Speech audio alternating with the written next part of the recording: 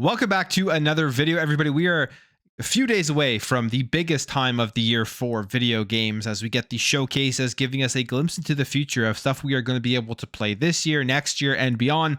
And then hopefully some major surprises of games we can now start following in terms of their development and just kind of getting hyped for those to come out. So lots to talk about. And as we obviously get closer to the dates of the showcases, information is going to be coming out. We have tons of speculation, rumors, and information as to what we are going to be seeing here for the showcases in the upcoming days. And we're going to go over all of that in today's show. But if it is your first time here, or if you've been watching for a while, you aren't subscribed, make sure to hit that subscribe button if you do like the daily gaming news content. Also check out my links to the Spotify in the description if you want the audio version of this show. But we'll start off here with one of the things that people have continuously been talking about in the Xbox camp in terms of their future hardware, and one of those things being an Xbox handheld. My opinion on the Xbox handheld is this is an absolutely huge thing that they should be doing. They should be making a handheld that it will, I think, do very well, especially if you can play your entire Xbox catalog on the device, not just your Game Pass games, and then be able to expand it out to other PC launchers like Steam. Adding that all into an Xbox handheld with a custom UI, I think would be a thing that Xbox could knock out of the park here and really have an advantage over other handhelds on the market, especially ones that are just only using native Windows and don't have a nice custom handheld console feel. But it looks like here from a report that we may potentially see the reveal for it at the Xbox Games Showcase. It says here, we're just days away from the Xbox Games Showcase on June 9th as a part of the Summer Game Fest schedule. And along with the already known excitement, Microsoft is reportedly also gearing up to reveal an Xbox handheld console and shadow drop something from its first party lineup. Now, this comes via Ecstasies on YouTube, and saying that Microsoft is preparing to reveal an Xbox handheld during the Xbox Games Showcase. And the original report is in Spanish, but a Reddit user has translated the video saying Microsoft will tease an Xbox portable later this week. Now, of course, this is speculation. We have absolutely no idea whether this is true or not, whether it's made up or whether the information comes from a credible source. But the reality is, I think it is complete common sense here to believe that Xbox is working on a handheld for the future of Xbox. I think we will be getting that. It's just, when are we eventually going to see it, whether it's at this showcase or it's next year? It all comes down, in my opinion, to the plans of Xbox. How do they want to release and launch the Xbox handheld? This is something solely for the next generation. They want to push off another year, release it in, let's say, 2026, announce it in 2025? Or is this something they are now ready to have out there before we launch into the next gen, before we launch into the next at-home console or whatever plans Xbox has here for the next generation of hardware? We know that Sarah Bonnet said the next gen is going to have the biggest technical leap that Xbox has seen. That's not going to be in the form of a handle. That's obviously going to be in the form of a tower of some sort, a PC style tower like the Xbox Series X, but the handheld doesn't need to be the massive technical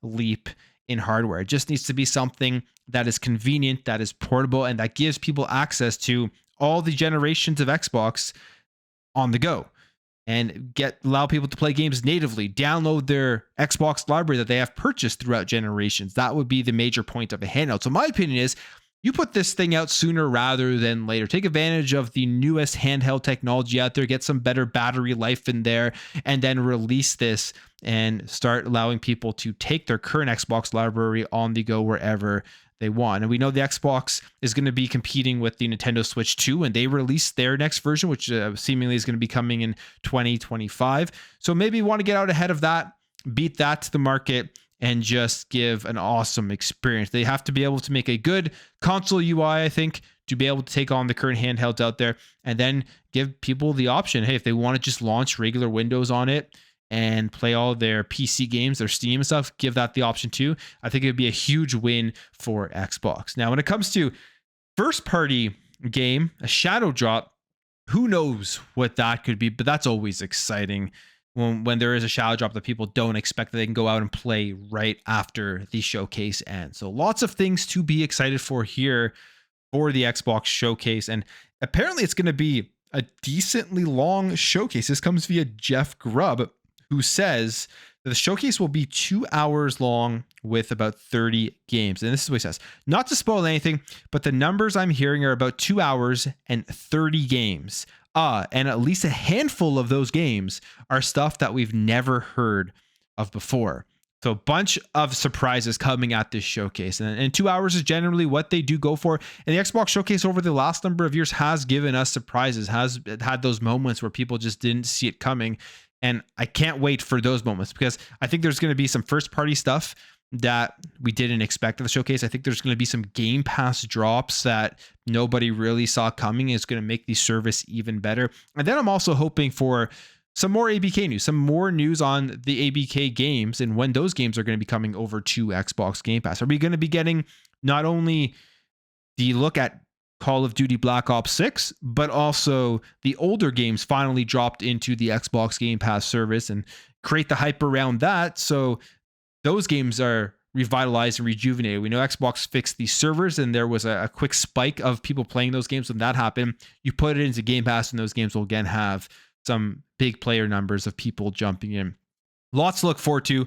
And as I've said yesterday, I will be streaming the showcase, so make sure to come by the channel and we will talk about everything that happens. I'll be on there a bit earlier before the show, and we'll talk predictions, and then we'll get into the show, and then it will react to everything that Xbox showcases. All right, we'll go over a bunch of other rumors and things right now leading up to these events, because like I said at the beginning, all this information starts coming out a couple of days before the events do occur.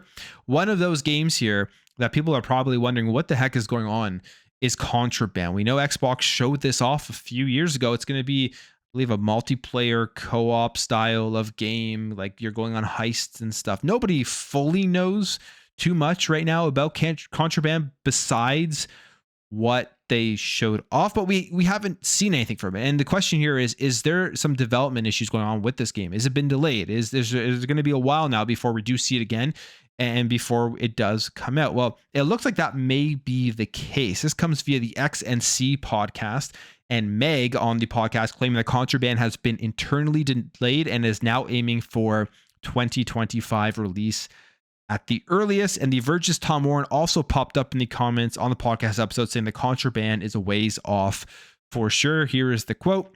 It says, "I have been told that it's been delayed and that it's going to be delayed well into 2025, could be the end of 2025 for all we know. The people who've played it said the game was fun. It was great. It was a very early build." So Contraband is looking like maybe one of those games that was shown off too early or announced too early, because I think people at this point would have expected a release date, some gameplay, something along those lines. And if it's not going to be showing up at this year's showcase, then of course it is still a ways away. So next year, 2025 is when I guess we can expect the earliest point here for the release of Contraband. All right, we will jump over here to some shocking, surprising news out of nowhere. And Xbox is kind of notorious for doing this now when it comes to dropping games into Xbox Game Pass. The last couple of days, we have been talking about this happening and thinking it was going to happen at the Xbox showcase on June 9th, but they came out of nowhere and they have put Octopath Traveler back into Xbox Game Pass, but then Shadow Drop Octopath Traveler 2 as well into Xbox Game Pass. So an awesome announcement here. If you have not checked out the Octopath Traveler games, go check them out. Octopath Traveler 2, I haven't played. I played the first one. I've been wanting to play the second one, and now it's in Game Pass. I can go ahead and check it out in my subscription. And they're also releasing now the first Octopath Traveler on PlayStation. So this is just kind of the expansion of what Square Enix has been saying at their financial report with their strategy going forward, which is no more console exclusivity. Put your games out on as many platforms as possible and then make more money than if you would have locked it just to a finite amount of gamers. Now, when it comes to The Last of Us Part 2, as we know, PlayStation has really been expanding out their PC strategy. They want to put more games on PC. Their strategy is kind of conflicting here because you did have Herman Hulst come out and say basically their PC strategy was, we want to entice PC gamers to pick up a PlayStation. And how were they going to do that? It was releasing a game on PC and then putting the sequel on PlayStation and expecting PC gamers to go out and buy a PlayStation, which makes no sense because generally you're probably going to be buying a worse piece of hardware than what you were playing on PC. and nobody's going to go spend $500 just to play it on the PS5 when they could just wait a bit and play it on PC. But now we're seeing it really not make sense, because The Last of Us Part 2 is a sequel, and they are putting it out onto PC according to these claims. It says a new report from prominent leaker Bill Kun via Dead Labs claims that a PC port of The Last of Us Part 2 is already under development. It says loosely translated, Bill Kun adds that the PC port has been in the works since 2021. In fact, they claim that the port was already deep into development by November of 2023, and it's unclear exactly why Sony would wait on the port following remastered release. However, Bill Kun points out that there may be some attempt to tie into the HBO live action series. And I guess that would make sense, because they're going to wait until the next season comes out, and everyone gets really hyped up for these games when the TV show does well. We saw it with Fallout. We've seen it with The Last of Us. So they tie all that in, probably get more people interested in actually picking up the PC version of The Last of Us Part 2. So the other question here is, how are they going to handle the PSN requirement, right? Because God of War Ragnarok is coming to PC. Until Dawn is coming to PC, and they will require PSN accounts. And those are single player experiences. You don't actually need a PSN account to play that, but PlayStation wants to force that on the gamers because they want to make sure that they're in their ecosystem. They want their information. They want to tie them to PlayStation. They don't want to lose them. And I think they're preparing here for a PC launcher at some point. And I'm guessing the same thing is going to happen here with The Last of Us Part 2. Will PC gamers actually care, though? That's the question. They did care with Helldivers 2 because the game was already out and you did not need a PSN account, and there was a lot of pushback with that one. But with these other releases like Ghost of Tsushima, we were seeing that one do pretty well, even though you still needed a PSN account to play the online portion of the game. Will they push back against games like God of War Ragnarok and The Last of Us Part 2 if you do need a PSN account, even if you're playing it via Steam? That will be something interesting that we will definitely be continuing to track as we move forward. All right, let's jump over here. Alan Wake 2 looks like the Night Springs DLC details could be coming at Summer Games Fest. Of course, Alan Wake 2, incredible game last year, and people want more content for this, and it looks like we may see it in just in a couple of days. It says here in a new post on Twitter, Remedy teased something for June 7th, 2024 related to the anticipated Alan Wake 2 Night Springs DLC. The post invites fans to join the percolation on June 7th in Night Springs. It also playfully reassures that Dark Triangle coffee is just coffee, nothing else. So I'm guessing, obviously, we're going to be seeing this at Summer Games Fest. And that will be one of, the many announcements that we will be getting. Now, when it comes to Concord, we know the story about Concord. PlayStation showed it off at their last State of Play. Not to a good reception. Looks very generic to a lot of people. And the way that they presented it with these cinematics at first, where it made you believe maybe this was some sort of single player experience and you're going to be able to play with these characters through a narrative, didn't end up being that. It is a 5v5 shooter. And one of the things that you will again need with Concord, like the other PlayStation games, is a PSN account on Steam and on Epic Games. So it says here, a report published by Dead Labs, Bill can confirm through an investigation that Concord will need a PSN account to be played online. Even if you're playing it on Steam through the Epic Game Store, they say this is a big deal because the PlayStation Network isn't available in a whopping 177 countries worldwide, thus wiping out a huge portion of the global gaming market. The PlayStation must look at these numbers.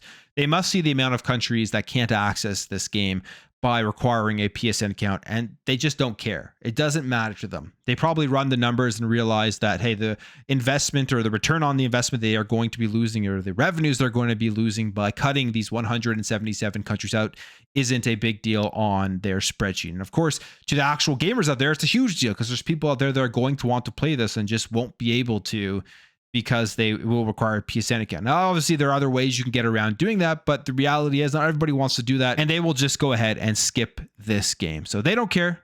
They are going to cut it out from those 177 countries. You are going to need a PSN account to play this game. And we also know the actual pricing of this game right now, or kind of what you're going to be getting depending on what version of Concord that you pick up. So there's going to be 2 editions of the game available for pre-order on the PlayStation Store, the standard and the digital deluxe edition. Now with the standard edition of this game, you'll get the game, and that's going to be $40. And then with the digital deluxe edition, which is going to be $60, it comes with the game, 16 character skins, 72 hours of early access, and a Monarch pack. And I think the pricing on there is probably pretty good. $39.99, $40 here for the game. I don't think anybody would have really wanted to pay too much more, especially for an online shooter.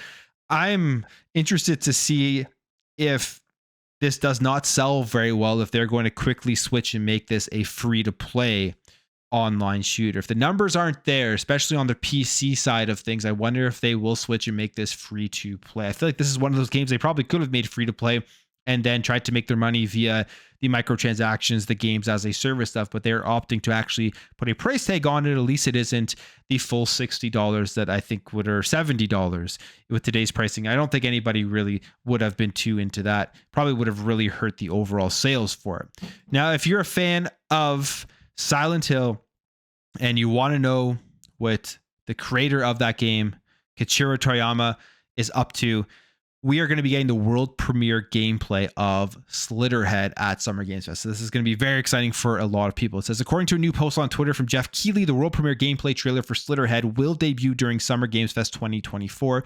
And Slitterhead is the upcoming game from Kichiro Toyama and Bokeh Game Studio. Toyama has been an industry giant for decades, and fans widely recognize them for creating Silent Hill. So stay tuned. I mean, Summer Games Fest is going to have some fun games. I think there's going to be actually a decent amount of stuff to look forward to. And in fact, we do have a nice list here of kind of the games that we know are going to be at Summer Games Fest 2024. Monster Hunter Wilds. We already saw that at the PlayStation Showcase. A lot of people thought that looked really good. And I mean, the previous Monster Hunter games are all good. So expecting big things from that. Kingdom Come Deliverance 2. Metaphor ReFantazio. Dragon Ball Sparking Zero. Alan Wake 2, Night Springs DLC. That's as likely because it's not 100% confirmed, but I mean, based off of that tweet I just previously read, you can pretty much guarantee it. Slitterhead gameplay reveal. New entries in one of 2K's biggest franchises, either Borderlands or Mafia 4. I really hope it's Mafia 4. I really want to see the next evolution in that series. Now, what's confirmed not to appear: Kingdom Hearts 4, GTA 6, The Wolf Among Us 2, and Judas. And then some other confirmed ones here. Multiple special announcements from Capcom. Dune Awakening, The First Descendant, Among Us animated series, 2-Star Games, new title, Blue Mouse Games, horror title, Palworld, Niva, and Honkai Star Rail. So those are some of the confirmed stuff, some of the things that you can look forward to Summer Games Fest. And of course, there will probably be a lot more stuff. Now, if you're a fan of xDefiant, I've played a bunch of it recently. It is a fun first-person shooter. It definitely needs to be improved, but I think there is definitely a game here that is going to do well for a long time. Looks like they are going to be adding as well Capture the Flag mode to the game. One of my favorite game modes in first-person shooters, online shooters, is Capture the Flag, so happy to hear this. This was spotted by Video Gamer. Data mined information has revealed some interesting details for xDefiant Season 1 update through a now-deleted post by user Rogue TX. The data miner revealed that Ubisoft will introduce a new game in its Season 1 update, and the game mode in question is Capture the Flag, which we have seen primarily in games like Call of Duty, Team Fortress 2, Halo Infinite, Overwatch as more of a staple game mode. So awesome to see that. I mean, they're going to have to continue to bring content to this game. If they wanted to survive, more game modes, always updating it, balancing, all of those things needs to be continuously coming into xDefiant. I'm sure it will be. I mean, I'm guessing that's their goal with this entire thing. And new game modes will keep the game fresh. And finally, let's talk about this here. Some false advertising, you could say, here from PlayStation. And people always were wondering why 8K was on the PS5 boxes. You're obviously not playing games in 8K. Nobody is getting really 8K output from the PlayStation 5, but they put it on the box. It's kind of what they do at the beginning of every generation.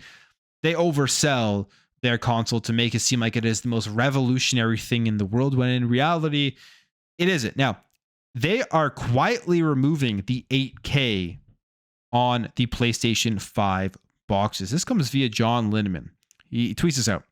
So they apparently removed the 8K from the box on PS5s. Haha, that's pretty funny and should have been done years ago. It's pretty obvious that not only is 8K not suitable for these machines, aside from the tourist, but 8K displays are not desirable. I wouldn't want one. So PlayStation 5 quietly removing that 8K off of their boxes with the current versions of the PS5 out there. And I mean, as John Linneman said, it should have been done years ago. It really should have probably never been on the box. I feel like things like that may hurt it at times more than actually help it, because not many people have 8K displays. Nobody's really picking up a PS5 because they think games are going to be output in 8K, unless they're really out of the loop and they just looked at the box and thought, oh, 8K, I'm going to pick this up for the future or something like that. But I doubt it. So this should have been removed years ago, and now they are realizing that people don't care about that and they are doing it. But I'm going to end the video there, guys. If you did enjoy this video, make sure to hit that thumbs up. If you are new here, hit that subscribe, and I'll catch you guys in the next video.